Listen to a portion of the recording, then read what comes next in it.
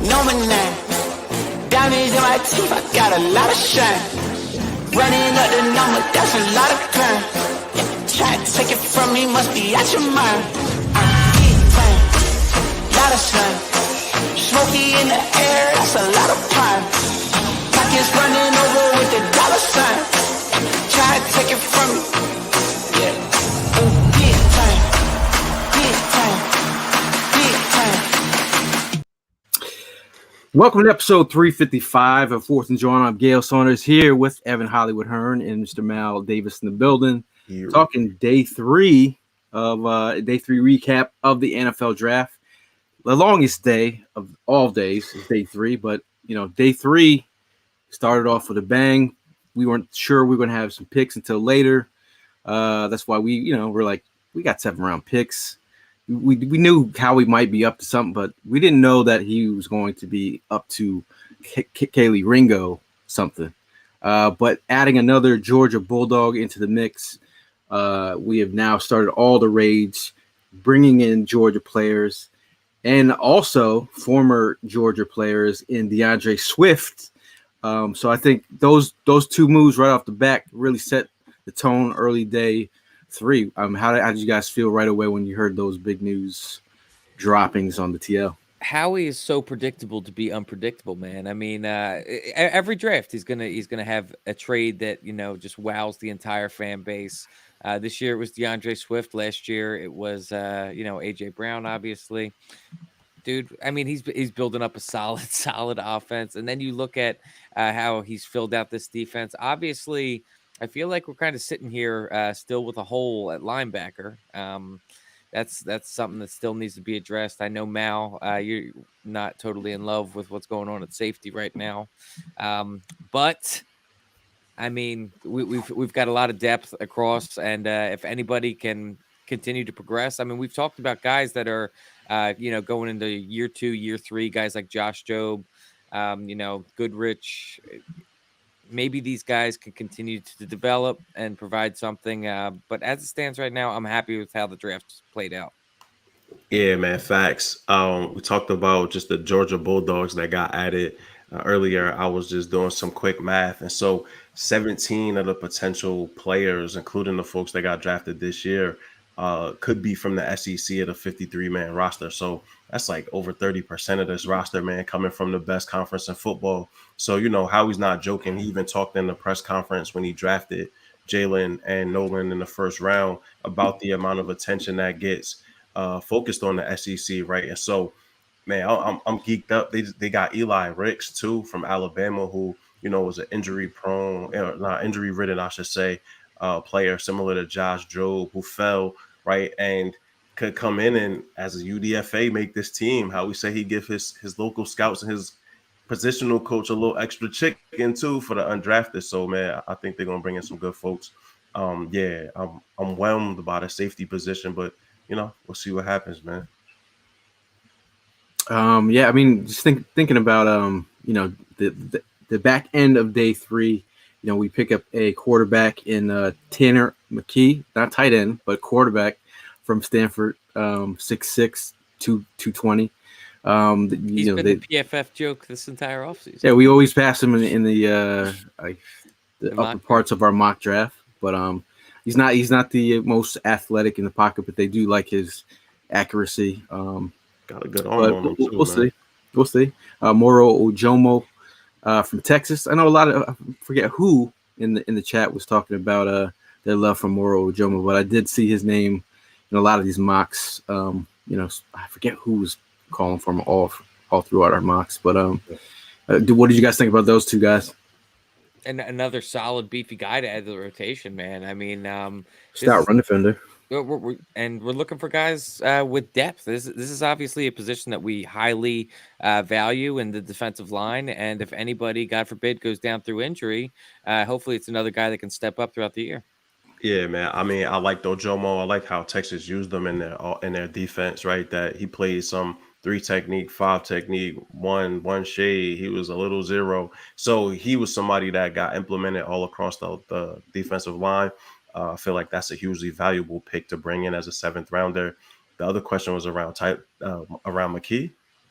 That was the other player. Yeah, I mean, prototypical size. You know, we the QB factory, so we wasn't gonna leave this draft without a quarterback. I thought it was gonna be DTR, man. That's what I was hoping for. But you know, like we talked about before we came on, it was that run on quarterbacks in like the fourth, fifth round. So not, but so many people left. I know folks wanted to see Malik Cunningham. For me, he has so far to go as a passer that I don't know if it was worth it. So you know, McKee, not a bad pick. Well, I saw DTR went off, and then Hall went off, and then yo, you know, for the BYU. quarterback O'Connor from Purdue went, like a bunch of them went in a row. But Tanner's a guy that could potentially, you know, fight Ian Book for a job as far as QB3 on the team. I mean, comes from a pro style offense, right? So just another thought, another voice to add to an already strong QB room. So he's one of those guys. He's part of like the Church of Latter-day Saints. So he was like when he went on like a missionary. I mean, the guys had like a interesting. He had like I know. I was reading in Brugler's The Beast that he dealt with skin cancer. Dealt with that. Had 2 lymph nodes removed. Wow. So, but the funny thing is, he left college early. He could have stayed. When David Shaw left, he decided to declare for the NFL. So, I mean, you know, it was kind of interesting. You know. Yeah. But hey, but he's in part of the QB factory. Exactly. Day 3 guy. Hopefully not a guy that we have to worry about, you know, with the Philadelphia Eagles. Nah, man. I mean, I love having Mariota as our backup, right? That like in a spot start, the offense doesn't change but so much with a dude like Mariota. So, and yo, I'm gonna be honest with you, and it's just 100% just honest from the heart. Dog, we don't even have to worry about none of that because we have Rashad Penny and freaking DeAndre Swift and Kenny Gainwell, where we're gonna run 50 times a game. We're about to bring this old school East Coast football back, man. We're just gonna pound it at them, bro. So the 3-headed monster, room, man. I think that was the best news I got today while I was took a break from the hospital. I was like going to get some food, eating a slice, and I saw the DeAndre Swift news, and I was like, I had to pull over. I was like, bro, let me just pull over real quick. I had to take a breath. Let me see if I got it right, and it's not like some fake news. Yep. And I just think obviously he's dealt with injuries, and any Lion fan will tell you that. Yeah. But like his explosiveness, hopefully he's with the way that our NovaCare Center is set up. Maybe they, you know, he stays healthy. But he's a local kid. How we was talking about, he's known DeAndre forever. Like he's visited NovaCare a couple times. They've all known about him and his, you know, being a legend. So it's kind of cool. Coming home to Philly, yeah. What if he is he an Eagle? What if he was a Cowboy fan living I don't care in Philly? Man. I don't care. Just come out here and cook. I don't know why you even got to put that out there in the ether. It's rando, you know, rando. Like some people, you're from Philly and you're Cowboy fans. Shout out to Prime's brother. Got Jersey, Jersey that's Cowboy fans. It happens. So a couple of the UDFAs that we're trying to keep up on that. I'm now mentioned earlier. Eli Ricks, another Bama SEC script guy for Mark Bird out there. We had Trevor Reed, offensive tackle from Louisville. Ty Zentner, punter from Kansas State. Chim Okafor, Benedict College. I think I was reading that he has an invite to the rookie camp. I did miss one. Was that a wide receiver that we picked up? It's coming up. Joseph Nagata, wide receiver from Clemson. Big dude, yeah. What if that's Haloti Nagata? It's not. They might be related some other way though. But I love the Eli Ricks pickup, right? Yeah, absolutely. I love Eli Ricks. The injury thing. When you think about that cornerback room right now, Eli Ricks, Josh Jobe, and Kelly Ringo all fell, right? What's going on? And so these are all dudes that had much higher grades that fell significantly in the draft. That's a hell of a group to have, man, behind, you know, Slay and Bradbury, a bunch of long rangey corners that could run. So, and also physical guys willing to tackle, man. I'm excited to see what this turns into. The camp battles, like we talked about this last year, right? Going into training camp, like all the battles we're excited to see. Bro, I'm excited to see this wide receiver group versus the cornerbacks again. I think it's gonna be fireworks, bro. Yeah. Bob from Down Under is asking about if we've done the Tyler Steen research. I know you did the deep dive Bruh, last night, Mal. I did the Steam research, man.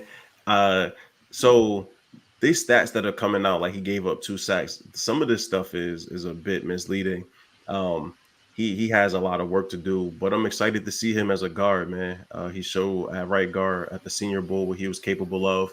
Like I was telling Gail and Hollywood, I got a chance to watch his Vanderbilt game versus UGA in 2021. So, he was playing against Nolan Smith, Trayvon Walker. You had Carter in there too. So, and Jordan Davis, he was getting busy, man. When you play that many snaps at left tackle in the SEC, you were something. So, And excited to see him kicking the guard and play more in the box as opposed to as much in space. And I'm a big believer as well. It's like iron sharpens iron. So you come For into sure. this system where you're going up against, that Georgia defensive line again every Yeah. day in practice. I mean, that's just going to make him that much better as well. Well, the tough thing with Steen is that he struggles his anchor against power, right? And so, who better for you to go against on the interior than Jordan Davis, then Jalen Jalen Carter, right? Then Fletcher Cox. Like Yep. you're gonna face dudes that are gonna give you that work in that Know how to regard. move So, people.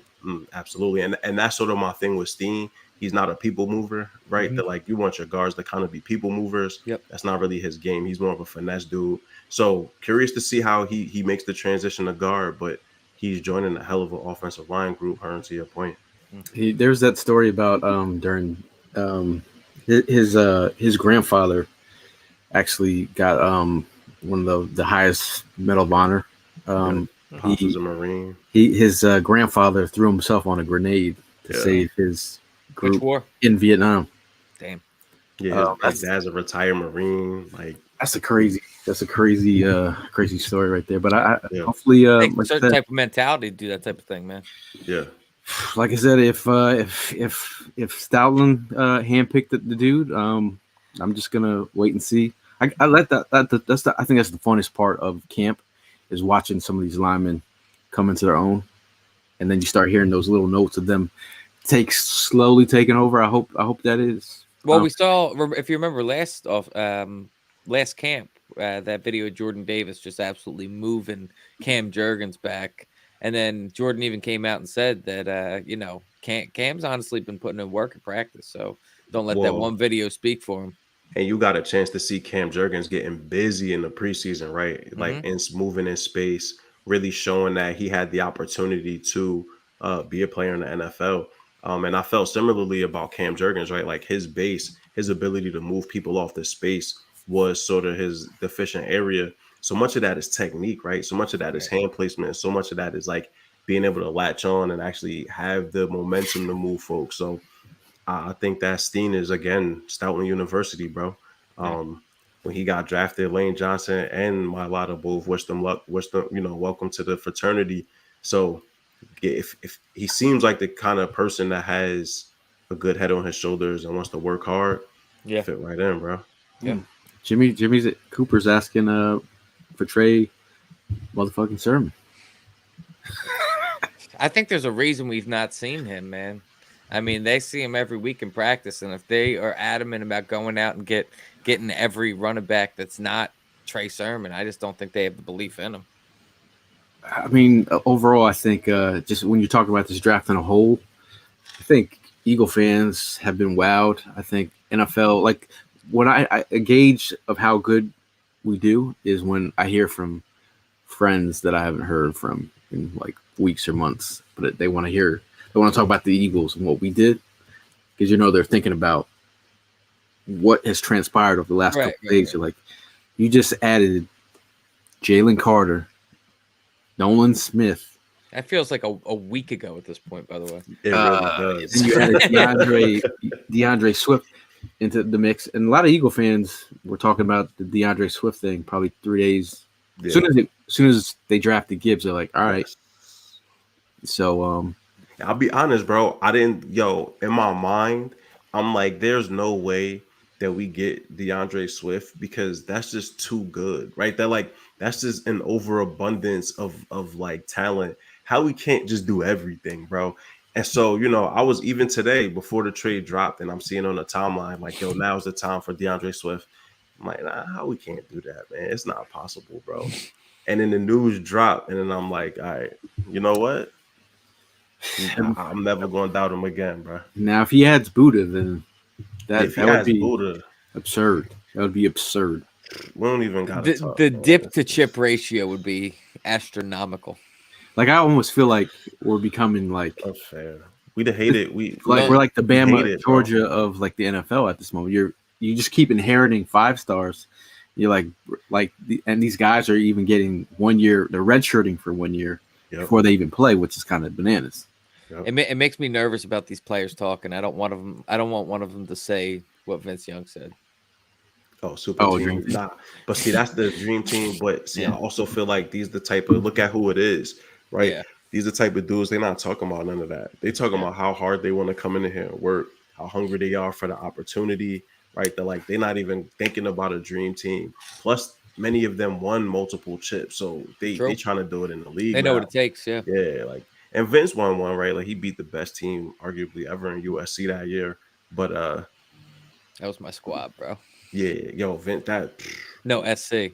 No, that's what I'm saying. Yeah. The fact that he single-handedly beat them boys will never not be incredible. Shout out to you, Tony. Tony says, side note, thanks for all the work you all did for the draft.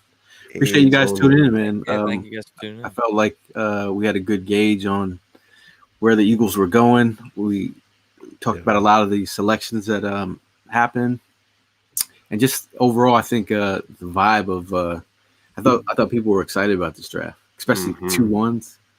I think that's always a good time. And that we actually drafted both ones, right? Like that was really a surprise to me. Yeah, I would have put money on it that we traded out, right? And that we stood pat and actually used them both, and came away with horses, man. Good goodness. I really do think though that had Nolan Smith not dropped, I think it was very possible that we did trade out of that spot. Yeah, I think it was just the fact that they were sitting there like, there's no way he's actually going to reach us at 30, and then he does, and you're like, all right, we can't not pull the trigger.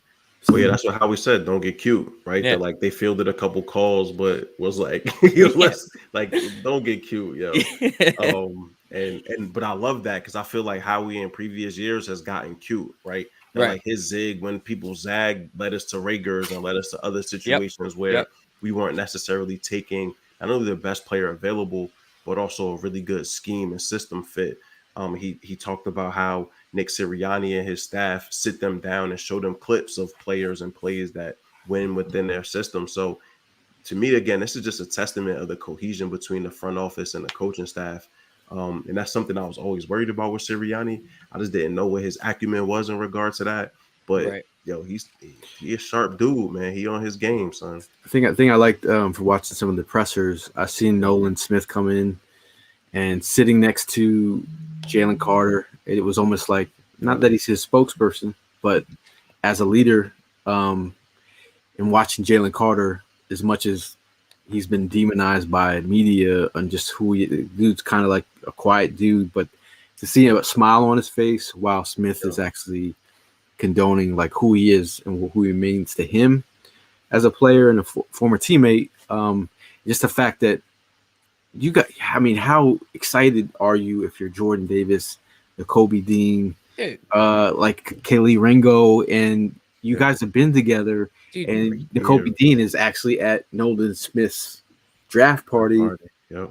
This is think about it, man. Like, think about it from their perspective. I mean, these are guys that won national championships. These are guys that, were boys playing for free, absolutely balling out in college. And now you make it to the NFL, to the highest stage. Yeah. You're getting paid to chill out with your boys and do the thing you love. They're living the life, bro. It's awesome. And like you come to a team, and I'm gonna always sit on this part, that your best player, the leader of your organization and franchise, all he ever talks about is how hard you got to work, right? But like he signed his contract, this man just became wealthy, bro. And the only thing he talked about is the work that he still got to do. And so, for me, when that's the guy, when you have a person like that, everybody else has to fall in line. When you saw Nick Sirianni talking to Jalen Carter and Nolan Smith, right, shooting around and just buckets and stuff, and he talked about, we're going to laugh. We're going to have a good time. We're going to love each other. We're going to work our asses off, man. Who wouldn't want to play for an organization like that, right? Like, who wouldn't want to be a part of a team like that just went to the Super Bowl and lost by 3, and we reloaded like quickly. Nick was a bucket in that video, bro. Yeah, Nick was a bucket. You could tell by his shooting form. Yeah. Oh, He's been buckets, so yeah, you could tell with the form. I went in there. I was trying to like see if they let me shoot a shot in there. It's so random because you go in that room. It's like everything is like functional coach space, and there's this big ass hoop in the left side of the room. They should have a rack with a 2-point ball on it. That would be nice. Derek Barnett, will he get cut? I think he ends up maybe like a player swap, right? What is the damage if they do cut him? I'll have to check. I have to look into that. Give Arizona Derek Barnett in the pick next year. Give us Buddha. Let's see. Hey man, make it happen. So Derek Barnett. Oh, we could be a dead cap of 10.9 million. But post June 1st release will be a dead cap this year of 3.4 and a dead cap next year 7.2. Ivan Pace went UDFA, but then he went to Minnesota. Yeah, Vikings. And then somebody else said that Andre Carter II went to the Vikings too. Pete says Jalen Carter is going to have some mentors, Cox, BG, and Slay. When they leave in a few years, he got his homies to keep his head up. I mean, culture is a very and connection is a very. I mean, this team's connected already before they even start. Yeah. And again, can't underestimate these dudes have known each other since high school, right? They're like, these ain't just guys that met at UGA or Bama. But like they've been playing against each other and with each other for years, man.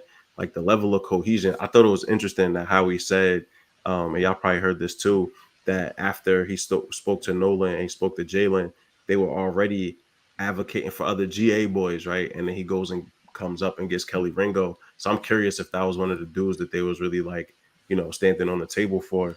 Right. I feel like Kelly Ringo in this system is just bananas. Dude, and consider when we got I'm not gonna lie, I wasn't high on him, but that's when everyone was talking about him late first round, day 2. Exactly. To get him 4th round, that's excellent value, man. It'll be interesting to see if they do try to cross train him or what if they try to play him at safety.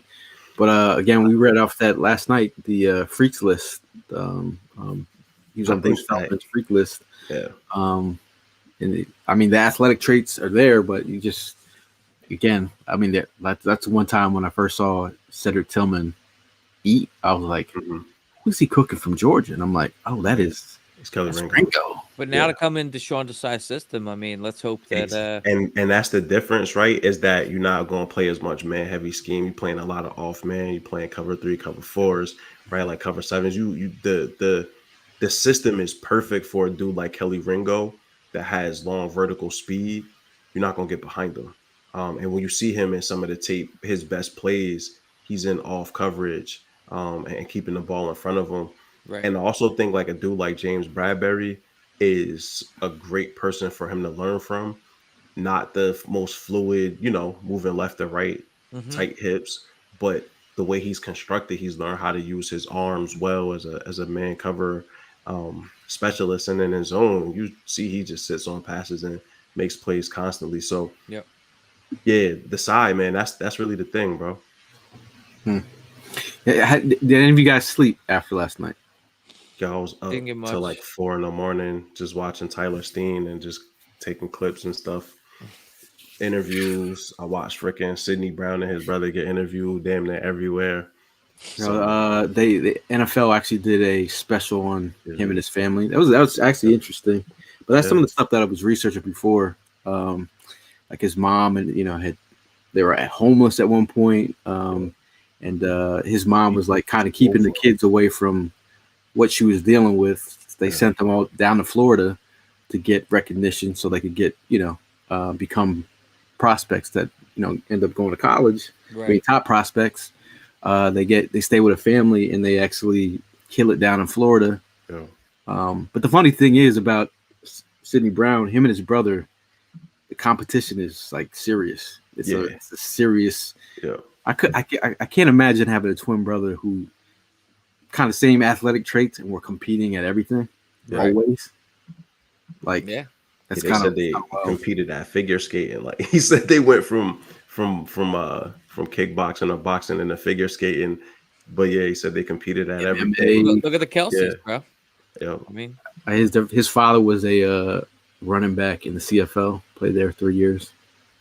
Yeah, that whole story is wild, man. Mom drives them from Canada to Florida to a family that they met through mutuals, and like look how it panned out. Like that's just such a beautiful outcome, bro. yeah. So when we talk about like these players' whys, like some players' whys are different than others. Like that's why I feel like, you know, some people like propel them to do great things is because they have crazy whys. So I can see him coming down on some special teams, knocking people out, but I would like him to wrap up. That's one thing I'd like to see him wrap up. But what was your favorite pick in this draft? Jalen Carter? I mean, obviously, but I mean, Nolan Smith. Dude, to be honest with you, I mean, it's a toss-up between the two of those two guys because when you consider, I didn't expect either of those two guys to fall. So, like, kudos to the Eagles to wait until 9 and actually move. Like, all they had to do was trade a 4th rounder to go get Jalen Carter. That's huge surprise. And then Nolan Smith falling to 30. Like, I can't really make a decision there. They were both like equally just like mind-blowing to me.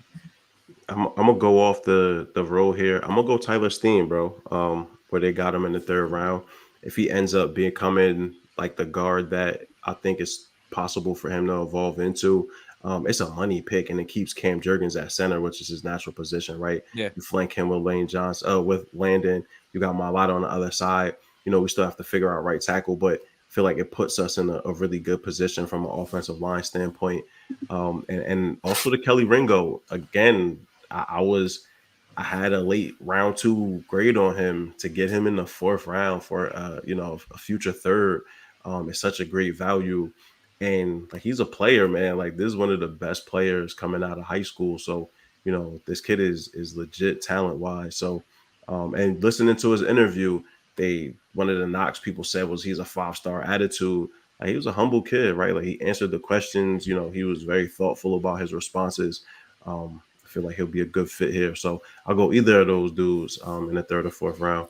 Now, Bob says, how about this, though? We lose Javon Hargraves, but it leads to Jalen Carter and Ringo, spare 3rd pick comp to use without the $84 million contract. Pinch me. I think this is where That's a great way of putting it, Bob. This is where we talk about winning. Like you talk about the age and the amount of money they gave guaranteed to Hargraves. The fact that we got to this position where we could bring in Carter, and if you see how much we're paying Carter, and you minus the years on that, what is he, 23? Yeah. I mean, this is insane. This is like saving money, but also plugging and playing other younger talent that sky's the limit with. I mean, you gave Howie Roseman 2 first-round draft picks, man. I mean. That's the type of stuff that happens. Yeah, Tim, big dog. You know how I feel about JL. He went to Denver though, so I'm excited for him, man. I think JL Skinner's gonna have a hell of a career in the NFL, baby. But I mean, I honestly can say I liked all the picks. Tanner McKee even makes sense, right? They're like after day 1, I feel like day 2 was a letdown because the 2 picks that they made were so logical. And I think we were looking for more just like incredible, just blow the roof off kind of picks. And they took an offensive lineman that they're going to develop into a starter, right? And then it wasn't sexy. But, well, you know, Sidney Brown, I think sort of was, I guess. Man, Howie did a hell of a job. And, you know, just looking at the past couple years, like he is Devontae Smith, Landon, he gets Jurgens, Davis last year, AJ Brown, DeAndre's, like just the list just continues. It's like the number of people he's acquired that are legit NFL football players in the past 3 years. Yeah. It's like, holy shit. DeAndre Swift. Yeah, that's what I'm saying. Swift, Jalen Carter, Nolan Smith, Kelly Ringo. Like that's just this year. he just injected all of that into this team. I mean, if you looked at the outside that was speaking to us, talking about how that, every single time as we were dominating throughout the season, all I saw was people sharing screenshots of, yeah, well, you better win it all this season because these are all the people leaving in free agency. Yeah. And now what we reloaded with, bro. All the people are like, oh, so Jalen's surrounded by a super team. I'm like, wait till next year, like super team times 2. Okay, well, and we got better. Okay, and got younger because now Jalen is the guy, right? They're like, we go as far as Jalen Hurts takes us next year, and I think that's back to a Super Bowl, dude. Mm-hmm. And I think with Brian Johnson calling plays, that we're gonna see a Jalen Hurts that we haven't seen yet because he really understands the person. Not saying Shane Steichen didn't spend the time, but you're talking about a dude that's known him damn near his whole life. Like that relationship, I want to see what that brings to fruition in Jalen Hurts, man. But let's see him getting paid, bro. And all these studs that we talk about on this team, all younger than Stetson Bennett, who got drafted today. Right. All babies, yo. I saw this comment on Shays. He said, listening to Nolan Smith talking to the presser, you going to be voted a captain eventually? And this is the thing that next year during the draft process that I was so wowed by is his self-awareness for his age.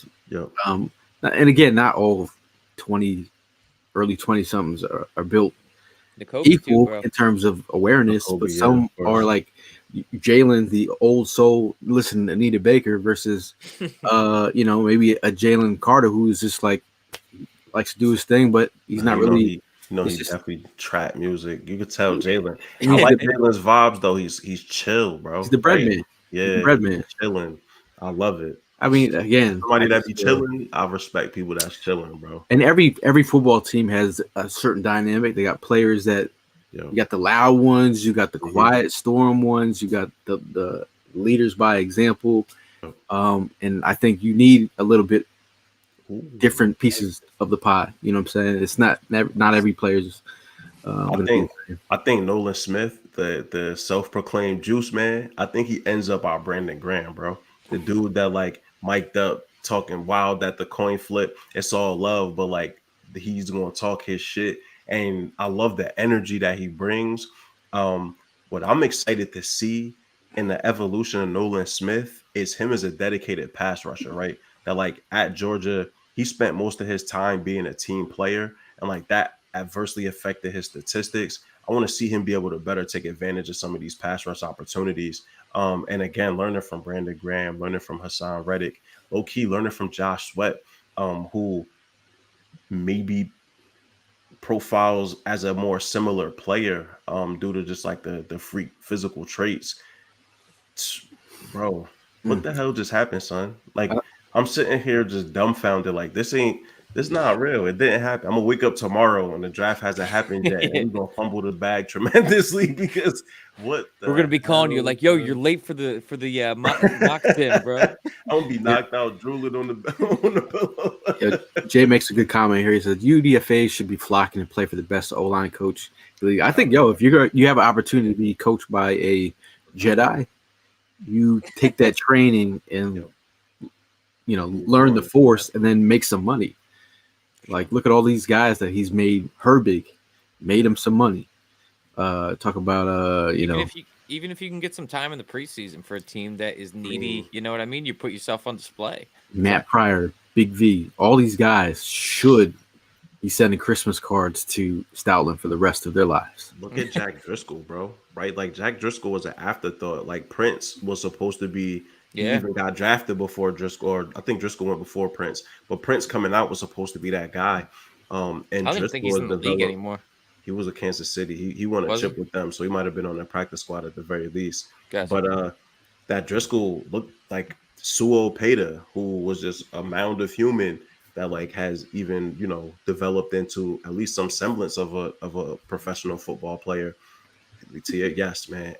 Shit, I'm trying to go to Stoutland University, bro. I'm trying to learn the technique. So when I'm watching tape, I can see what Stoutland is really looking for, But I might have to get a Stoutland University shirt. Yeah, son, we got to do something. No, like I said, I was telling an earlier pod a couple months ago. We went to the Eagles Autism Challenge, and I saw Stoutland. I was like, there's all these other players that I'm like, yo, I just want to talk to Stoutland. So I Yeah. went up to him and I was like, yo, Stoutland, man. I was like, the streets love you, man. I was like, you might be able to run for mayor of Philly at this point. He's like, oh, I do my thing. I just do my thing. And then Kelsey rolled up with his tricked out bike, and you could just see he keeps these guys together. I think that offensive line is the lifeblood of this team. Facts. Let's see. Platero Pingo says Swift, Gainwell, Penny, Scott, or is it Gainwell, Swift, Penny, Scott? I think it's Penny, Swift, Gainwell, Scott. I think Penny's going to be your first back through. DeAndre Swift, probably your second dude, third down pass catcher. Kenny G flexes in anywhere, and then Boston Scott just destroys the Giants. Did we check any Kenny Gainwell socials? Did he put out any rando cryptic tweets? I tell you what, he don't man, even seem like the type, bro. To be honest, I want, if that's truly what you think, Mal, where it's going to be Penny first and then Swift as the number 2. I hope that motivates Swift, man, because like there's a guy like I see a high ceiling in DeAndre Swift, and if he could stay healthy, like fight for that number one spot, man. But that's great competition to have against someone. I mean, you saw the video I put out, right? And I appreciate y'all retweeting it. Like the whole fact that you have 2 dudes that can take it to the house from anywhere. Yeah, is phenomenal. And then you saw what Kenny G did against San Francisco. Like he was a difference maker in that San Fran game.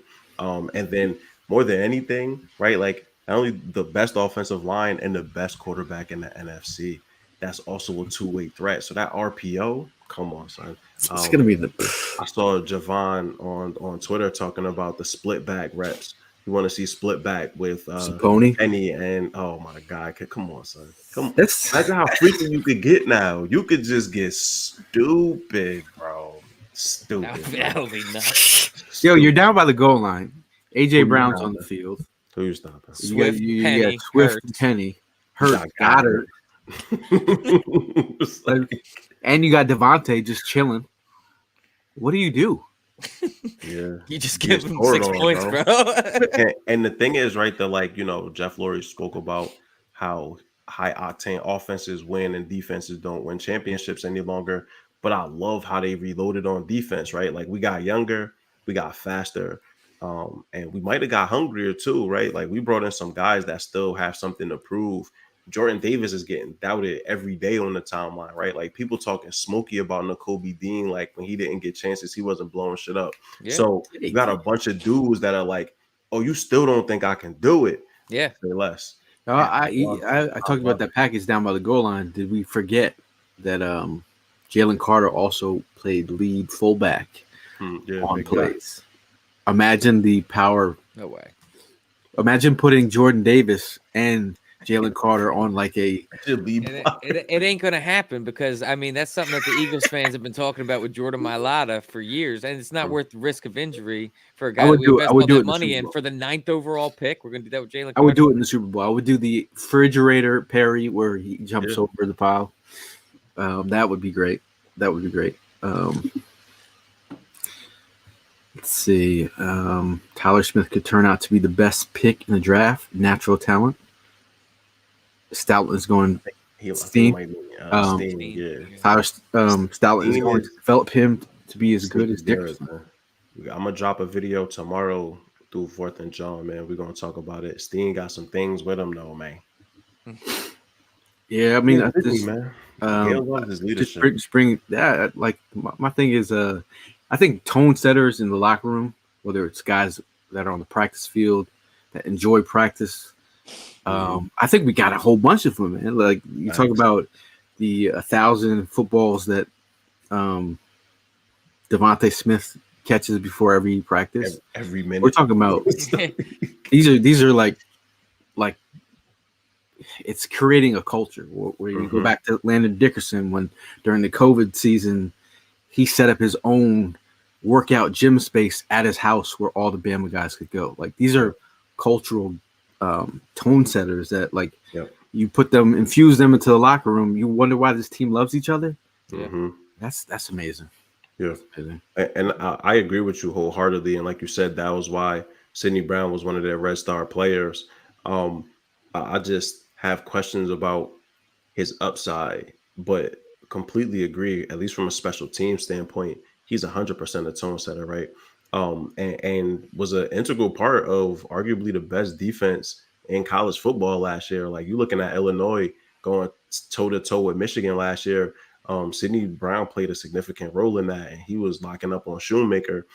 So definitely a good football player. Again, I'm just disappointed. JF Skinner was my guy through the process, man. I was excited for him. Down at the Senior Bowl, like I would periodically just talk to certain scouts, and that was the one name that just kept popping up. Everyone they're like, I said, who's impressing you?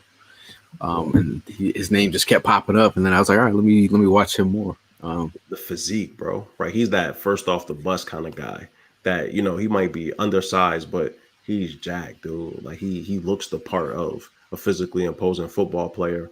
But like you said, the wrap up, man, he got to take better technique with some of his tackling because you just diving at people's legs. This the NFL, dog. Like, yeah, that shit don't work no more. That's stuff man. that can be taught, though, man.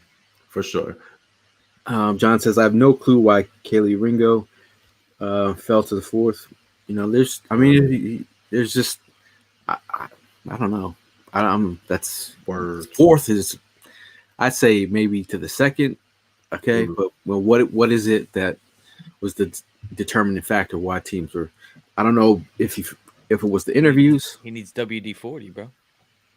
Sometimes these interviews it's definitely may turn teams off. Some of the tape is definitely the tape. Like you see it a relatively. If we played a scheme where it was man heavy, I would be out on Kelee Ringo. I don't think he could hang. But I see a system similar to what the Seattle did with the Legion of Boom, right? Like you have these long, rangy football players that are really smart dudes. That can play in space. Shit, man, give me that, right? That like you're asking Kelee Ringo to occupy space, and then click and close and react. I think he could fully do that. I would much rather see him as boundary corner before we maybe try him at safety. I really think we need some sort of backup plan behind Slay and behind Bradbury. Slay the past 2 seasons, despite playing really well, suffered with injuries, right? So right. When he goes down, like who's that next guy up? Right. Let's see. What else, man? I mean, again, we're not going to. The sad part about it, we're not going to be able to do any mock drafts until next year. I'm already looking at prospects for next year, man. I'm excited. I'm already digging in. Yeah, we're gonna be at the Senior Bowl. I'm gonna be there with you next year, man. That's my main thing next year is being 6 months in advance of tape study, so I don't have to do like 10-hour days. Because that's just my thing. I've just got into that process of getting into 10-hour days and crunching it all in. But instead of, because when you go to the Senior Bowl, I would love to have more intricate conversations with some of these players. Because then now I'm catching up on film and I'm like, bro, this dude was standing right next to me.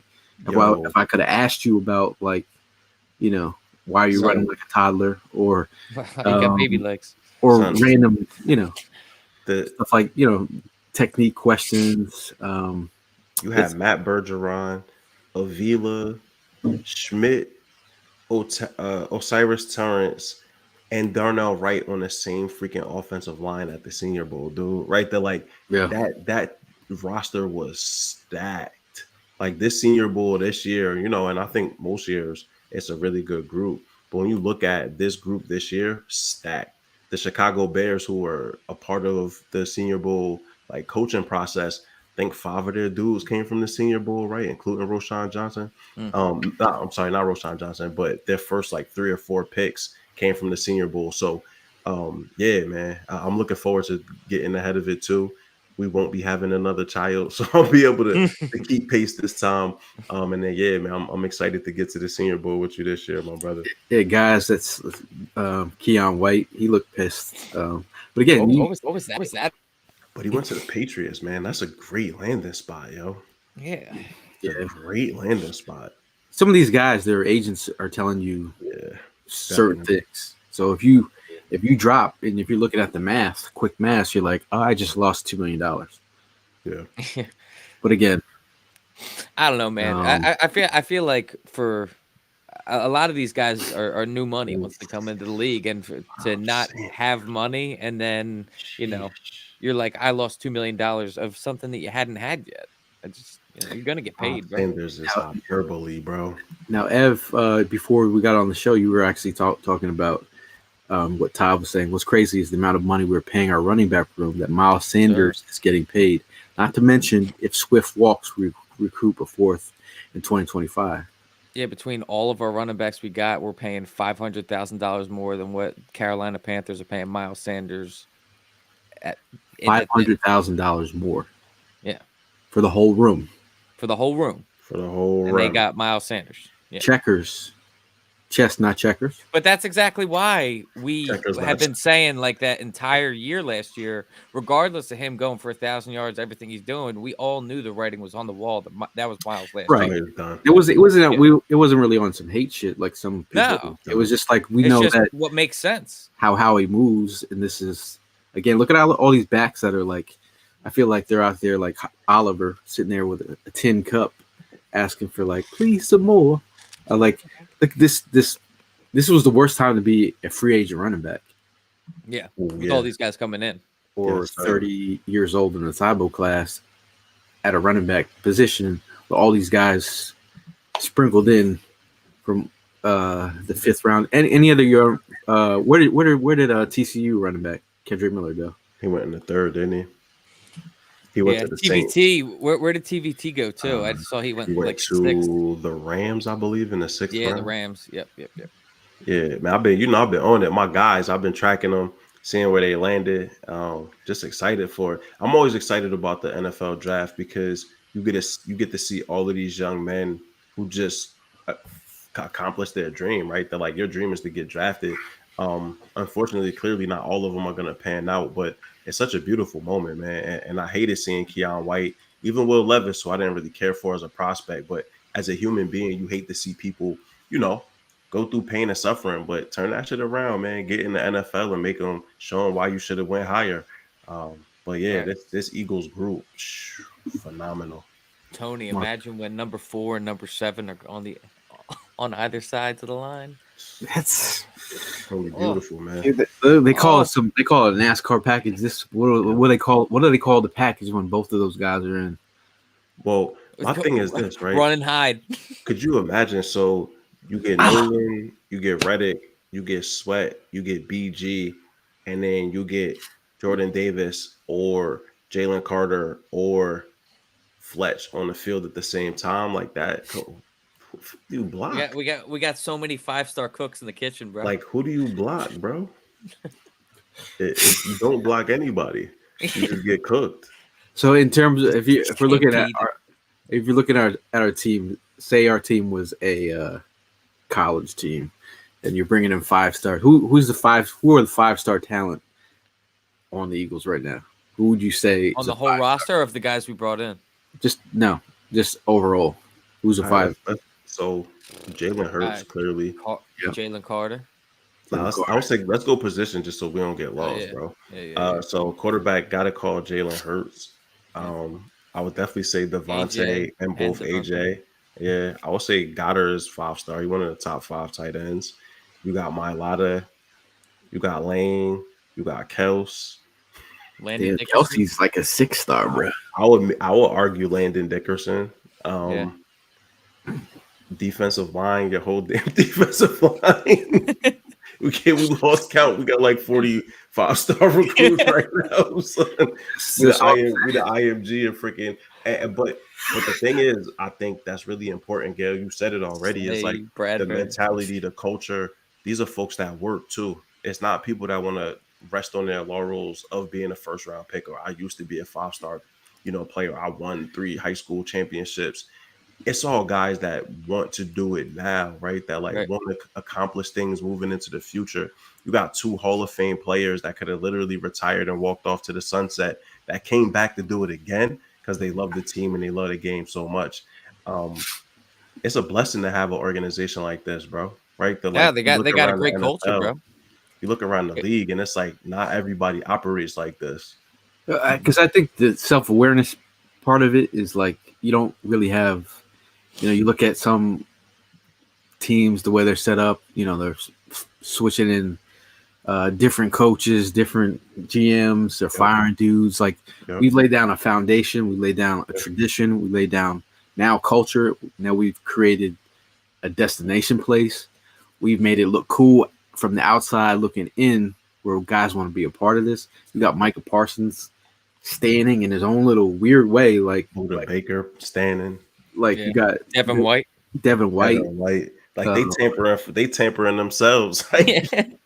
Come take me, please. Come take me. Mr. Pingo says that Howie deserves this statue at this moment. I mean, did you hear the report? I'm not sure if there was any truth to it or not, but apparently there was some other GMs around the league that were getting upset with how much praise Howie was getting. It's Howie cooking, bro. What you want? That's hilarious. Well, my thing is like, as much as we want growth from our players and like whatever, and our coaches, whatever, like Howie has shown a growth spurt. Oh, he's evolved, dude. You see, like he's still like a dweeb, but you look at him like he done sharpened up. Like he's still, it's a very different Howie Roseman. I saw him it's that Justin Jefferson, Jalen Reagor. I think that was a turning point for him, bro. Yeah, I think so. Well, everybody clowned him for it, and he's like, nah, not again. Well, I think also hating on Jalen, bro. That had to put a big battery in his back, son. I think the separation between, like, not to say church and state, but like the organization and his scouts, there had to be a mirroring of, or a conversation of like, we need to be on the same page as a group. I think the Andre Dillards and the Arthega Whitesides of the world, and like I think those, like, look at our wide receiver group. Look at I think them being in tune with. I mean, this is. Do you think if Bijan was there at 10 and Jalen Carter was there at 10, did you think they would draft? No. Yeah, I don't think so either. Not with Jalen Carter there. No. Yeah, that's just amazing, man. That is amazing, man. I still can't believe it. And I say this, and the Atlanta Falcons literally did it. But you can't take Bijan over Jalen Carter. Have you lost? And I don't even understand his fit in Atlanta too, because like they have a young.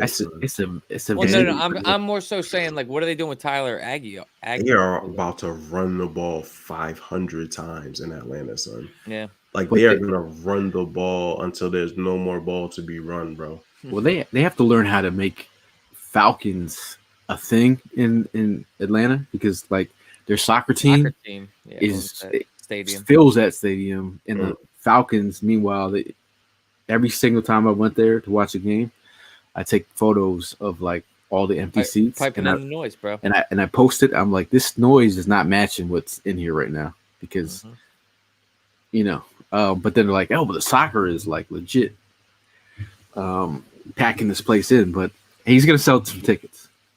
Definitely stuff. Now, Jeff asked a question. He says, Ringo dropping just as big as Dean as last year?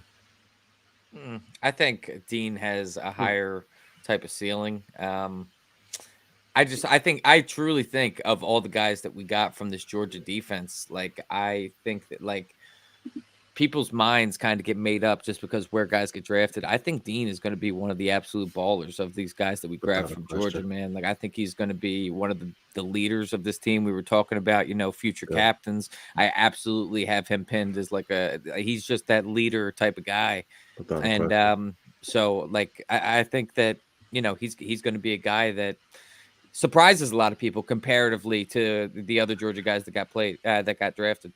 I think for me, the comparison is, even though Nolan didn't fall as far, Nolan's fall off because of the pec injury, not being able to do some of the like postseason stuff. He ran well, but like the positional drills and things, he wasn't really able to do. So, it still left some question marks. I think he did at the Senior Bowl. I remember seeing him do some drills, but his fall for me was an interesting one due to injury. And I think that people will regret some of the folks they took over him.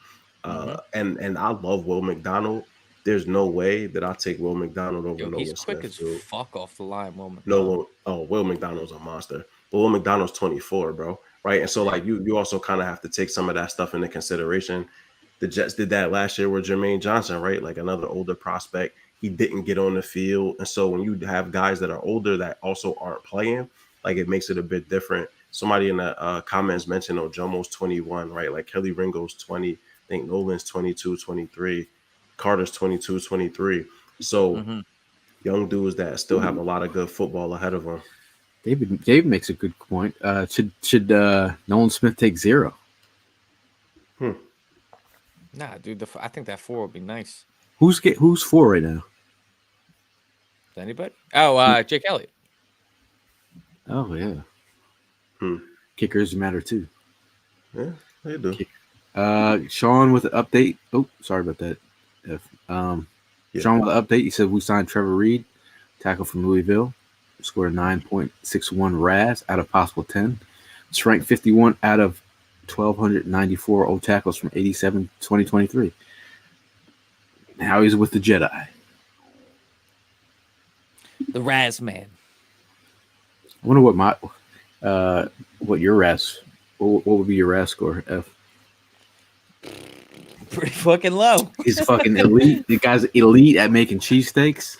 If that's what the Raz is measuring. Yes, it's pure athletics.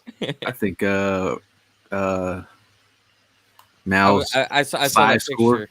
Every time someone meets every time someone from the show meets Mal, they're like, they go, I didn't know Mal was that big. Yo, it's real life too, man. Even at work, because all my work shit is Zoom. So when I meet people in real life, they be like, "Oh, I didn't know you was this tall." Yeah. Like, I don't know what. I mean, you just put 6'4", 240, bro. Just so everybody know, man. So it's not a surprise when you see. Yeah, this draft was so amazing. I may start talking shit before preseason this year. Ooh, okay, Heather.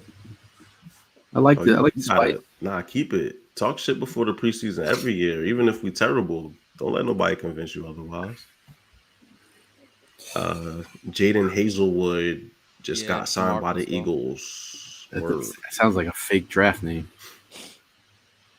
Oh, he played with Jalen apparently. What position? Wide receiver, came from Oklahoma. He just was most recently with Arkansas, but played with Oklahoma as well. Jaden Hazelwood, 6'2", 215.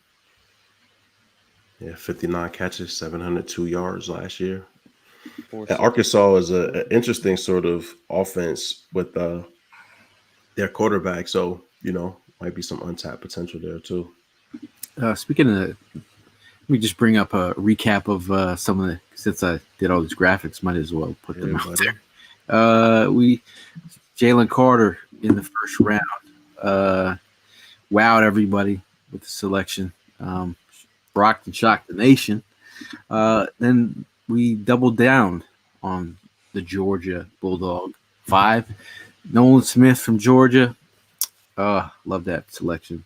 Day 2 of the draft, we get a dude for Stoutland to come to life as a tackle, Tyler Steen / guard. When we come in with a safety, Sidney Brown, part of that elite secondary from Illinois. And then we triple down, dog dare you, with Kelly Ringo from Georgia. This was Prime's dude. Shout out to Prime. Hopefully he's feeling better at home. And then we sprinkle in a trade. This was the 4th round pick and the 7th round. Yes, sir. We swapped the 7th, correct, Mal? Mm-hmm. Yeah, swap 7th and 2025 4th round pick. So you noticed the camera they used for DeAndre's picture was better than the. Never mind. Go ahead. 4K. Yeah, DeAndre Swift. We bring a guy home. A local kid. Again, we're talking about Hassan Reddick vibes. Bringing a hometown kid back to the area, and then we bring in a quarterback to develop, not a tight end. Tanner McKee. When you're doing graphics 10 minutes before the show, Tanner McKee, Stanford, got the size and accuracy. Not a guy who's boy, man. Run, a lot. And then closing it out with one of it sounds like a spice, Moro Ojomo. Can you put some Moro Ojomo on my cheesesteak? That's racist. And then we got some U of DFAs that are coming down, trickling out. Eli Ricks, very interesting selection. Yeah, definitely interesting one. Yo, he's joining another Bama dude and Josh Jobe.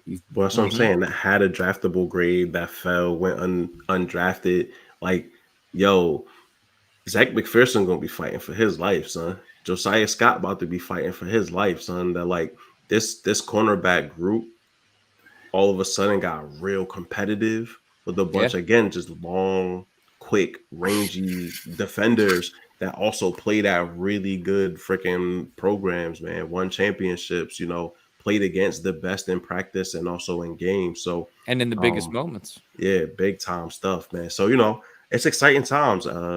Let's see how it all coalesces. We have a new offensive and defensive coordinator, so definitely will be changes.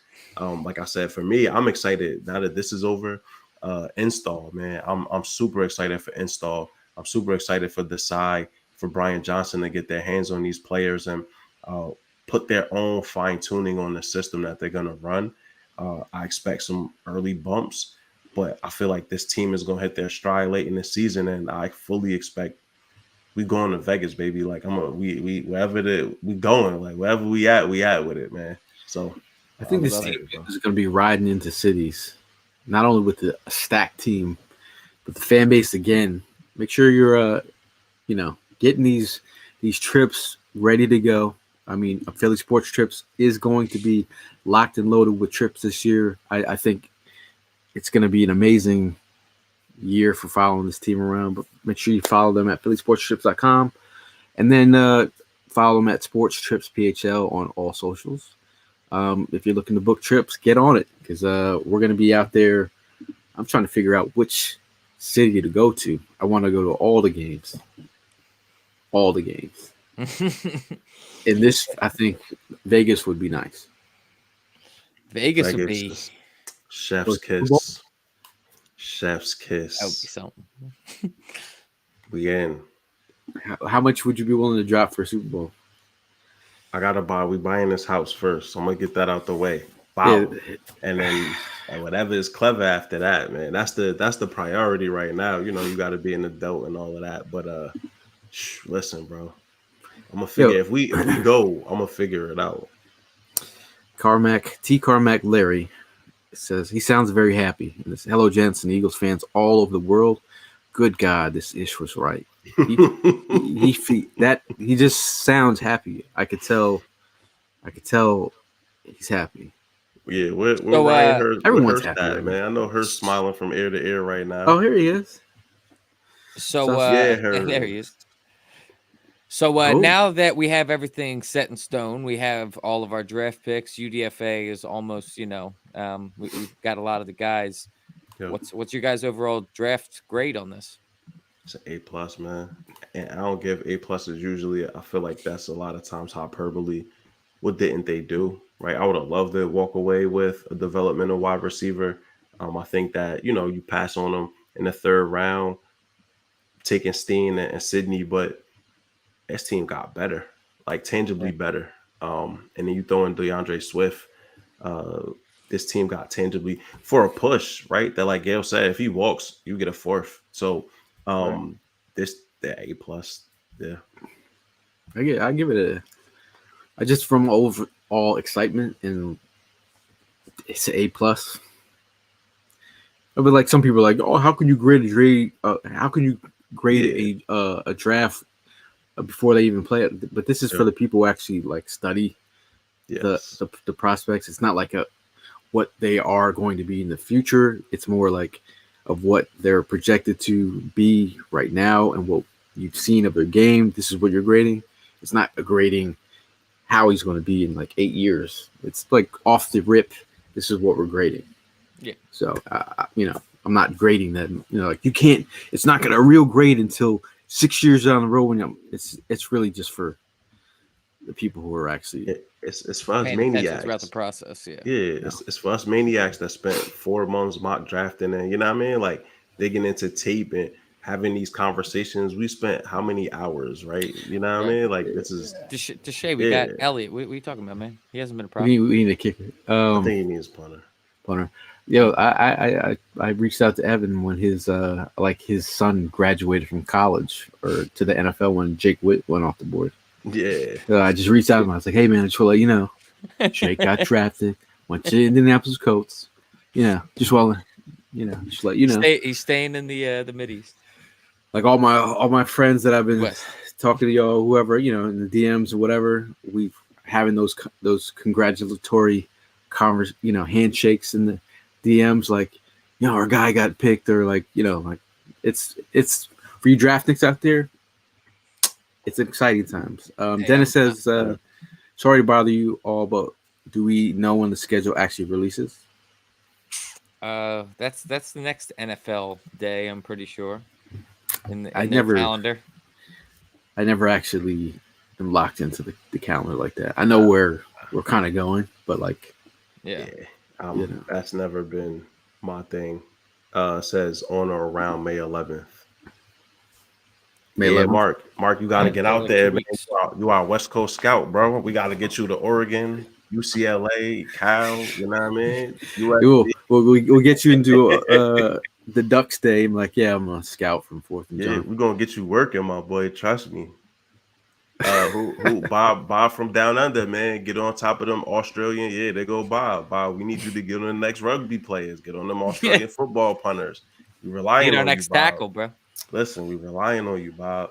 Like the way he's talking about. Can you believe we were 80 million over the cap and where we were now? Like my thing is like Howie would be a dude like in Snowfall. If you follow Snowfall, we're trying to move the money offshore accounts.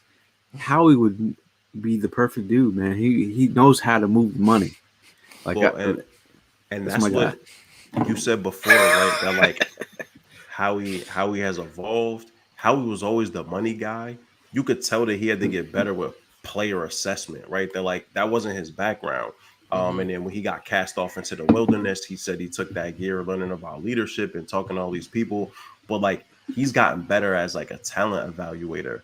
And so, he's always going to manipulate the cap. We were just never sure going into drafts and stuff like, yo, what is he going to do today? And man, like I said, the past 3 years, bro, he's killed it.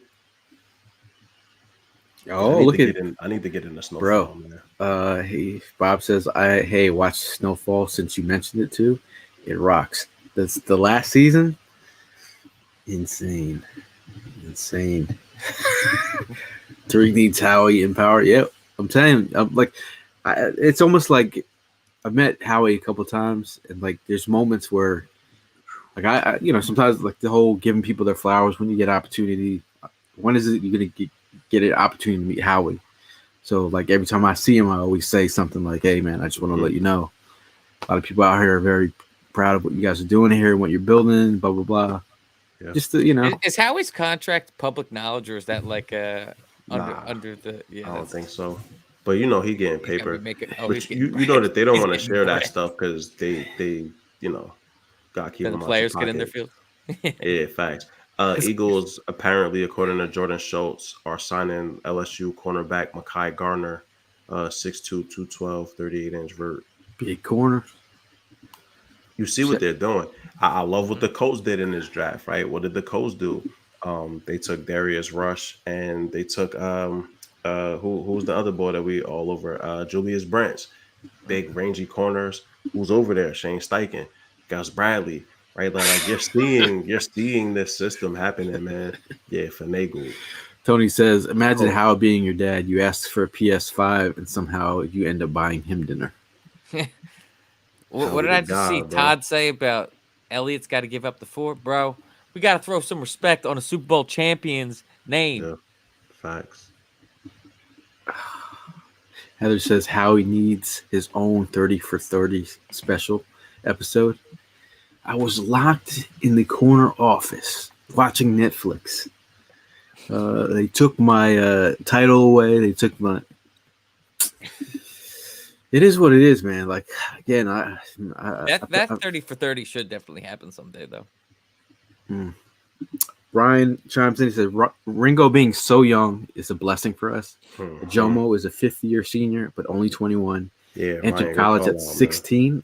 Got high Entered college. high developmental upside on guys who showed they can play. My homie Omar, he was our QB, right? He showed up. He was the youngest dude on it. I was like, dude, how are you 16? I said, bro, like you shouldn't be here.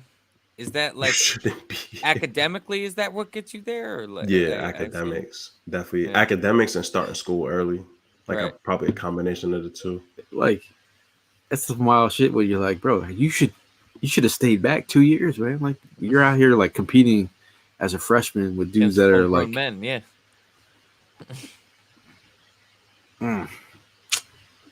Oh, here we go. Pete says, "Don't want a QB that puts mayo in his coffee." Yeah, that's worse than crunchy beer. I'm with you there, Pete, because that's disgusting. Got them long corners, bro. Big corners, 6'2", dude. Greedy 6'2", Rick 6'2", Garner 6'2". We forget about Greedy, man. See what they build. I ain't forget about Greedy. You see what they building, bro. Right, and then look at you got Reed Blankenship. What's Reed? 6'2", 6'3". Edmonds is 6'2". Justin Evans 6'1", 6'2". Right, they're like you got a lot of length on this defense, and I love it because again, you can erase mistakes when you have these long, lengthy guys that can also turn and run. They might not be able to stick with the quickest guys, but you don't need them to, bro. You just need these guys to knock passes down and keep stuff in front of them, and turn around on those deep balls. Bob says there's an article on Ojomo roasting his own team on ESPN and getting banned from the media. Oh, interesting. Red flag. T Carmack, Larry said we losing so many scouts, cat people, front office members after the season in this draft. Watch when you. But this is the thing that you're attracting younger talent, where that I could go to the Eagles, bring my talents to the table. Whatever it's in scouting, front office, whether I'm a scout and how he's talking about getting these bonuses, you can make your mark here with the Eagles and move on. Like I saw a lot of the people that I saw last year at the Senior Bowl. We had our woman that was a VP that took interviews with the Vikings. Where did she end up going? She went to I forget where she went. I'm not sure. But and Andrew, I forget his last name, ends up becoming the GM for Cleveland. They took the other Andrew Berry. Yeah, we took the other young brother that I met out. The Giants scooped him up. Yep. I mean, you're bringing in people here that they're getting these jobs and titles and raises year after they leave the Eagles. I mean, the dude that Howie said runs their SEC recruitment is clearly going to get poached from somebody. I don't know why he said that man name out loud because it's a rap. So we mentioned though Jomo. So he actually got in trouble for calling out Texas players saying that they put money, alcohol, and women ahead of playing football and winning. And so that's why he got banned. So I'm with that. That's why I went and looked. I'm not quick to dismiss you for speaking out, right? Talk your talk, my boy. Dude, that's why I was about to say when I said that. I was like, if that was on some Jimmy Butler shit, I'm about it, dude. If he's just calling out his players for not being committed, I'm in. Yeah. That's 100% what he said, that Texas players needed to be more committed. And then Steve Sarkisian banned him from the media. Todd says, I just saw an ad on Facebook for Falcon season tickets. They still have season tickets available. They send me emails every month. Falcons? Yes. To become a season ticket holder. Because you've been to their stadium a couple times? Yes. I'm like can you imagine that? Like Eagle fans getting like, do you want to be a season ticket holder? I'll send you email. Like, that'll never happen in 20 years. You know, I was trying to get a season ticket holder membership, but buying a house might be more important than that. Oh, Mal talked you into it. I try to be like Mal on that one. I got my coworker. Shout out to my guy Ranfrey. One of our SVPs at Paramount. He hits me up yesterday. Now it's been a rough week. hits me up. He's just like, yeah. He's like, hey man, I've been doing a lot of work with the NFL. They rewarded with me with a official draft ticket of when you get selected. He's like, I was like, I know you're the football guy.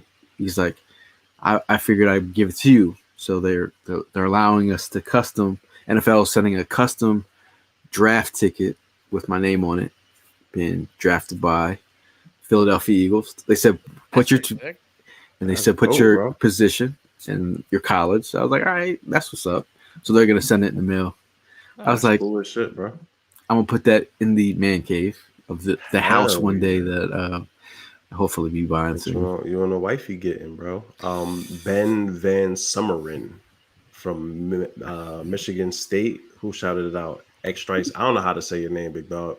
But X Strikes said that we just signed Ben Van Summeren, redshirt senior from Michigan State, 6'3", 235.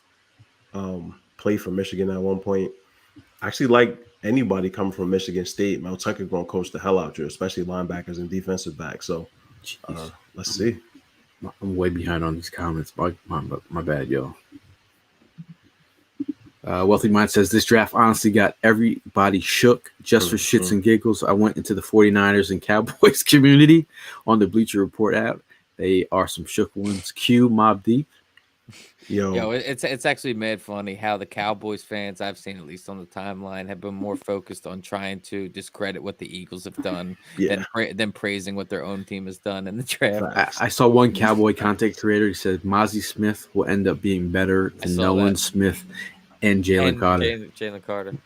Okay. Like again, I saw some guy earlier talk about. I saw some guy earlier talk about how Mozzie Smith's going to be, giving Jason Kelce work. I'm like, dude, hasn't even played in the NFL yet. We're talking about a Hall of Fame center, bro. What are you talking about? Eli Ricks, that's it, bro. This, the funny thing is, we're bringing in so much talent that someone's going to want to enter the transfer portal. They're like, bro, and that's what I like about the NFL. It ain't no transfer portal. You don't have to compete. The transfer portal is getting cut or getting traded, my boy. Scout team is going to be lit right now. Yeah, we fired up. Todd says, "What do our draft picks look like for the next year?" We brought it up last. Oh, possible trade for Devin White. I really, I say make one more move. Make one more move, potentially at safety. We're bringing in Buddha. Yeah. I mean, I know it's being reckless, but again, if you're going to secure something, I'm trying to secure a Super Bowl, bro. I mean, think about it too. Like you look at just how Howie has loaded up, not only on youth with the defense, but I truly think that he went into this draft like, yo, Jalen is everything that we need to bring our offense to a Super Bowl, and the defense is what let him down. Specifically, Jonathan Gannon. Fuck you, bro. But this defense is what let Jalen down, and I think he's just sitting here saying, not again. I'm not going to let that happen again. You absolutely load up in the trenches, and say if we have the same results as last year, I have no doubt that we'll win the Super Bowl, bro. Heather says, "Come to a Dallas game." Even much as I don't really want to be around Cowboys fans, I have to get that off the bucket list. No, you got to go to Dallas. You remember when they left? They told Gannon to go stay in Arizona and don't get on the plane. Now it makes a lot of sense. Yeah, you're muted, Mel. It all makes sense. They knew what was going on, man. They said, "Stay here." They knew. And as soon as the stay here, like that had a whole vibe to it of like, you done fucked up, right? They're like, you done fucked up. Yeah. And so, great for Gannon, he got a job. I don't know if you all saw on the timeline, Jonathan Gannon hasn't spoken to the media in Arizona at all through the past 3 days. And so people are already starting to sour on this dude in the scout in like the community. Wait, he hasn't spoken to the media at all during the draft process? Nope. They say he hasn't said a word to the media during the draft. Who is he, Dylan Brooks? And so,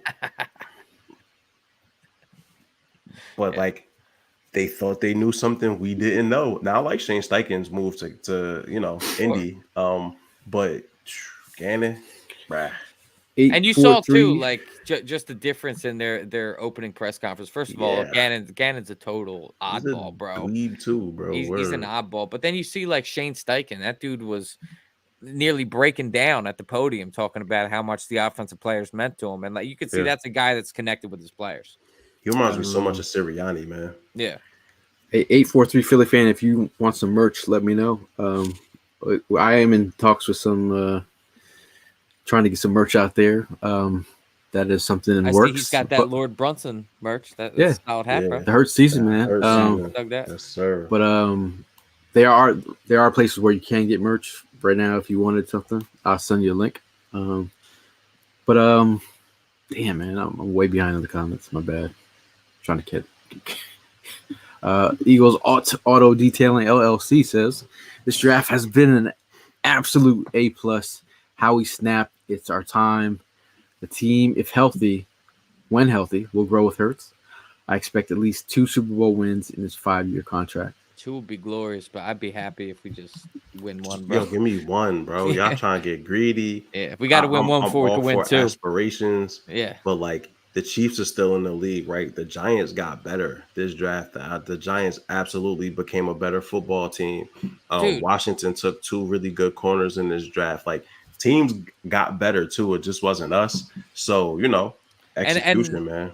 And I also I 100% acknowledge the fact that I think that our team now is much more stable than it was in 2018, right after we won the Super Bowl there. Yeah. But I mean, if anything, after winning that first Super Bowl, I think that was a real testament as to just how hard getting back to the Super Bowl is, bro. It's not like what the Patriots did is ungodly, bro. That's never gonna happen again. So I mean, even what the Chiefs are doing in the past 5 years, right? They're like, it's unprecedented. You usually only see one team make runs like this.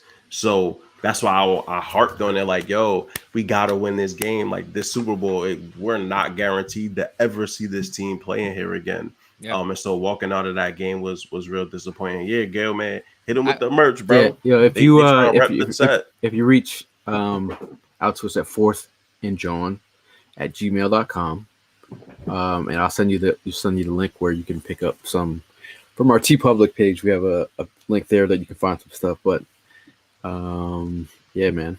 Lewis says, hello, gentlemen. What a heck of a draft.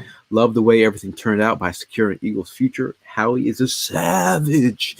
Yes, he's a savage. Go Birds. Go Birds, baby. I get whatever I want. Man, it just feels good, man. It feels real good. It wasn't a bunch of copium. I didn't have to watch 14 hours of Jalen Reagor tape to finally convince myself that it was a half decent pick, right? That like on surface, on paper, you see the value in all of these guys. I think everybody they drafted, other than maybe Tanner McKee, at least within the first 4 rounds or so, probably play, right? Yeah. So hell of a draft, man. I think what Nolan Smith, I'm sorry, what Howie said about the Nolan Smith pick is kind of just like, the entire mentality. Yeah, don't get cute, man. Yeah.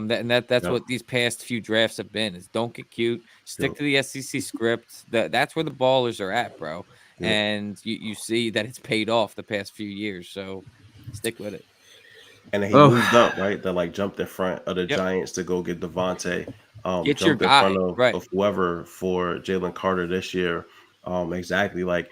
Jumped up to go get, and I thought about this when it happened with Jalen Carter, what was it, 2012? He jumped up to go get Fletcher Cox. And so, he's willing to go get his people. And hey, do you guys want to do a quick giveaway? I thought you were going to say mock draft. I was going to say mock. I was excited. Don't get me hype. We're going to do it. Shout out. We really do appreciate you guys wanting to support us, sticking around for all these mock drafts, and you guys that are sickos in the chat. We're going to give away 2 4th and John hoodies. Hey. 2 4th and John hoodies. We're going to come up with a trivia question. Whoever wins the trivia question you're gonna send us an email, and look at this. What I got right here. Someone gave me a Christmas. It says Philadelphia against the world. I'll dig it. Maybe there's some trivia in there that I can ask. If someone gets it right. Nah, bro, you should have people retweet. Everybody that retweet the show, bro. Go retweet the show. Tell us why you deserve a 4th and John hoodie. Man, I see these names in here. I recognize the Yeah, names. it's the same folks, man. Shout outs to y'all. You know I'm just joking. Yeah. Man. I'll be like- Y'all the real ones. Usually we're on it. Oh, look at this.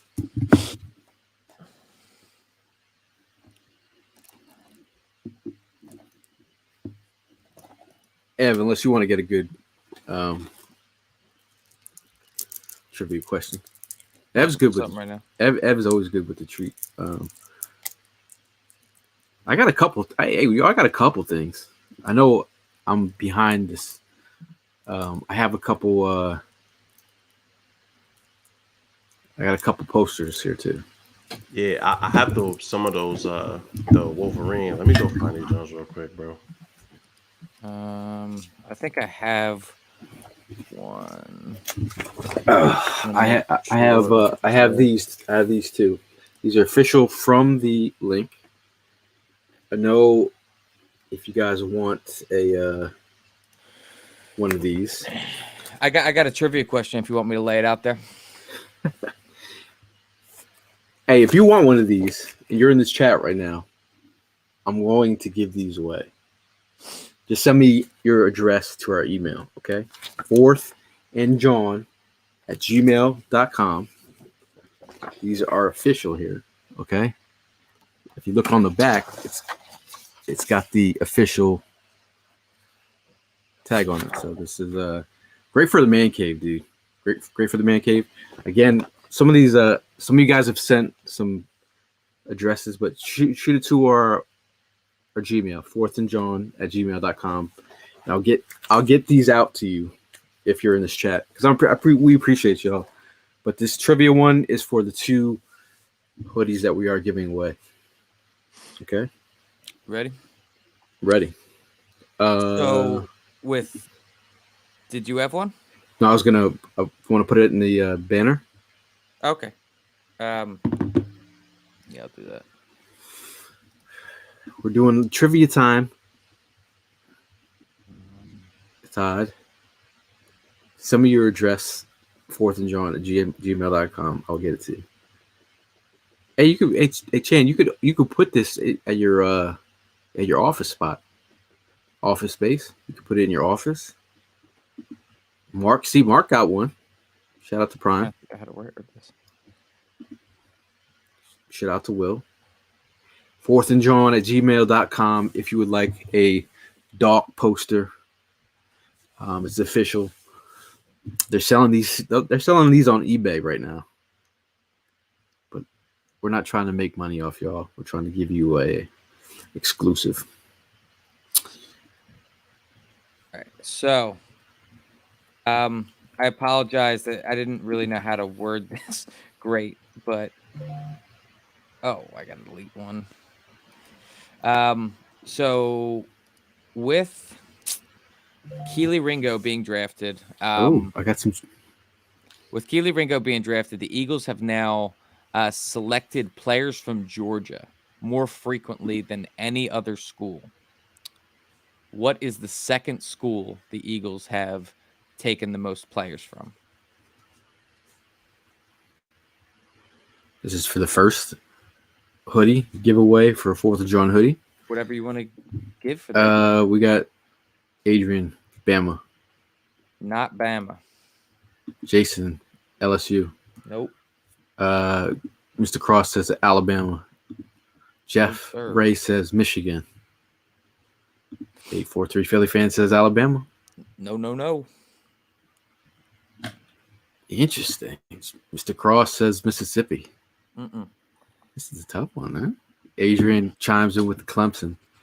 Chan says Bama. No Bama, guys. No Bama. Jason says Syracuse. Nope. Will. The winner shit. with USC. Hey, Will, make sure you send us your government and your address, and we'll get and your size of your hoodie, and we'll get it out to you. See, some people got the old dial up, and they're all late. Adrian, you would have won. You would have had it.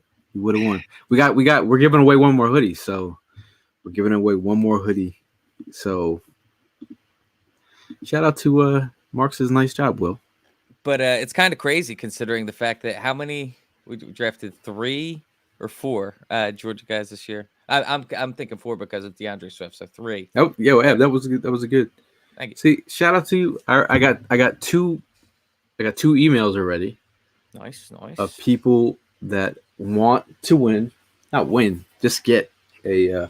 Is Bob one of them? We got one from Mr. Cross and Heather. Okay, This poster is legit, dude. that's nice. Did you have that? You're muted, Mel. So I got a gang of them too. I had to go find them. So if there's more to give away, yeah, gotcha. Wow. Mal, did you get the US? Did you get the trivia question? Nah, what was it? Did you hear what it was? No. Question. Mm-mm. See if you can get it. The school, Georgia now is the school that the Number Eagles one. have drafted the most players from. What's number 2? You gave the answer already? So, yeah, someone do, I think. answered it. What is number 2? Don't look at the comments either. I'm not. I'm trying not to. Damn, bro, that's a good question. That is a good question. I don't know. Yeah, everyone Last gets a squad, post. USC. USC. Oh, okay. I saw Yeah, USC up there. I didn't believe it. Everyone gets a poster. Yeah, pretty much. Yo, we got you. Anyone in the chat, we appreciate you all sticking around, man. There's a lot of you that we recognize your comments. We appreciate your shout out to Jason that just sent me an email. Shout out to Dominic. Shout out to Dominic. I just got your email. That wait's in a nice spot there. There's a Lowski down in Australia. Hey. Yo, Oh, shout yeah. out to Lowski. I'm sure Lowski got the party jumping somewhere right now. What's up? Yeah, shout out to Eric brings the smoker every tailgate. You know, he does his thing. Shout out to Eric brings the smoker every tailgate. You know, he does his thing. Shout out to Eric. Oh, we're in a Yo. mood now. Shouts out to Dwayne. What's up, Dwayne? Came I through put with you it on with mute, the- Gail, with so the you fix snacks. that problem when you're ready. Brother's like, here's your mail. Oh my god. I thought he brought you more Doritos. Oh, he did. Shout out to you, Jeff.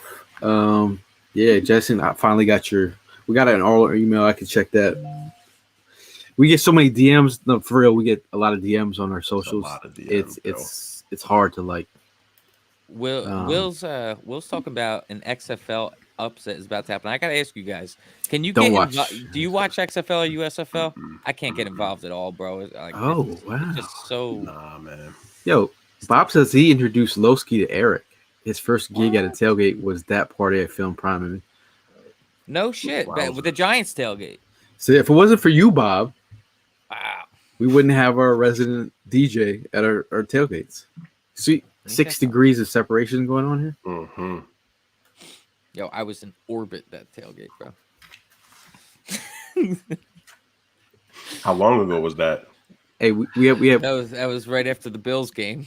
Are you know looking what I for mean? another question? Huh? Are you looking for another question? Do you want me to? Yeah, we're giving away one more. We're giving away one more hoodie. 4th and John hoodie.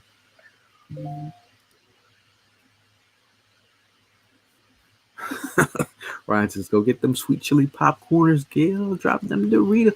Those are pretty dope. Big Tank gonna have to detox when he comes back from partying. Oh, That hell man yeah. probably smells like Henny. All right, so I thought of something off the bat here, and it might get answered pretty quickly, but Oh, it's about time to start calling me Ben. I like Bob from Down Under. That's the best. So we were talking earlier about Nolan Smith, whether or not he would get to number 4. I said Jake Elliott's got 4. Who had 4 before Jake Elliott? That's so easy. I know. That's how I mean, you put me on the spot, bro. I had that one, the other one locked and loaded. I think you should trash that one. All right, fine. That's Kevin Cobb. Yeah, this Cobb. It was fucking not much of a head scratcher there. Yeah, we trashed that one. Yeah. We trashed that one because that was very too easy. All right. Like his first question was like, well, dude, I had that one like on ice for months. we're scratching that. Scratching that one. We're doing it live. Do it live. Fuck it. I got one. It's random. I don't know if it's like nah, never mind. Because it's gonna be hard to phrase it. Well, do it because I mean, the first one I did was kind of hard to phrase. So, all right, I'll give like a time frame. My mom got a chance to interview a former Eagles head football coach. Who would it be? I'm 38. It happened within my lifetime. That's too easy. Is it? We had quite a few in that time. I think I know. Okay.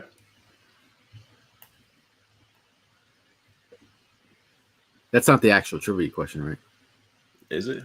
No. I put it in Ray Rhodes. No. Buddy Ryan. Yes. But it was definitely Buddy. People are like ready and willing. That was not the actual trivia question. People all right. Well, we both swung and struck out, Gail. So what you got for a trivia question? Folks definitely thought. Oh, this. There's got to be something. There's got to be that's how Gail gets you, bro. Yeah. He talk bad about what you do. I got something. I do have one. But so what's up? Yeah. I don't know if my brother sneezing down the hallway. Dude, I thought he was calling hike. All right, which the audible one. Now that's easy. That's easy. All right, I'm hold on. Yeah, that's how I feel right now with Gail. I'm trying to word it so. Okay. I said, all right. Which Eagles player dated a famous singer who had 6 Grammy awards? Active roster? No, it was which former Eagles player? Which former Eagles player? Yeah, I knew this. Oh, jeez. Yeah. Jason off the top of the rip. That was an easy one, bro. Who got first? Jason got the hoodie. That was Whitney, right? Whitney Houston. Yeah. Randall Cunningham dated Whitney Houston. You talk shit about our questions. I wasn't even alive for that, and I knew that, bro. The damn head coach that my mother talked to. He got that in 2.2 seconds. My brother trying to win a hoodie. You live in this household, man. Get out of here, bro. Shout out to Jason. He wins the second hoodie of the night. Congrats, Jason. You want to do 3 hoodies? Yeah. While we're at it? Throw a varsity jacket in there, bro. We're gonna give away a 3rd hoodie. Wow. Since my question wasn't good enough. Yeah, it wasn't good enough, man. Hopefully, coming back around the mountain here. You don't live in Australia. Oof. Yeah, if you live outside the greater Philadelphia area, you're paying shipping and handling. Yeah, Mal sending that. Oh, hell no. I tried to send a hat to someone that went to the post office. Oh, they got you. They handed me some like slip, and I was like, bro, my brain is about to explode. I can't even think. Like, I got so much on my plate. Sometimes I can't think about like sending.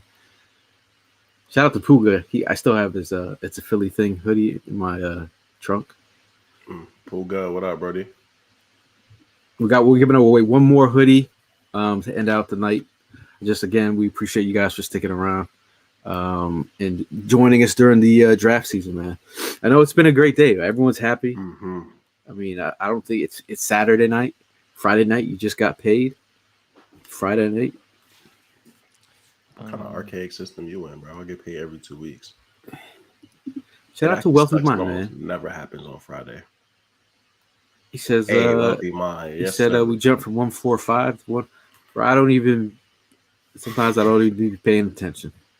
I think grinding, bro. I need an analytics guy. Nah, we doing it, man. We doing the work, man. People tapped in for the draft. They love the content, bro. I love it, man. Yeah, that's a fact. And the cool one gets paid next Friday. Hey, Puga, so- where's Puga been? Puga's good, man. He's Doing stand up, yo. he's doing stand up.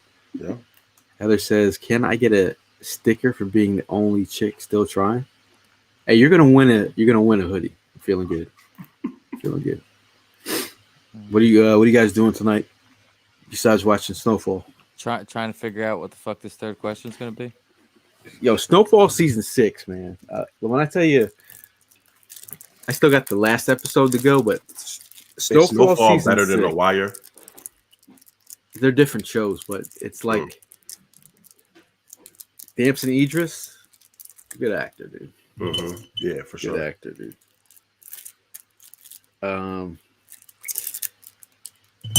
I do have a trivia thing here. You have The Philadelphia trivia thing here. See this?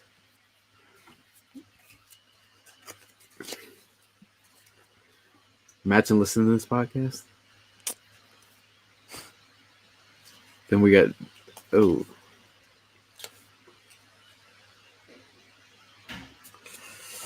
how about this one?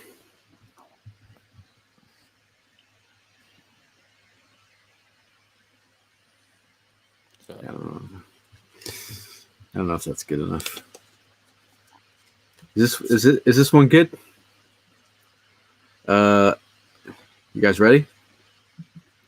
Mm-hmm.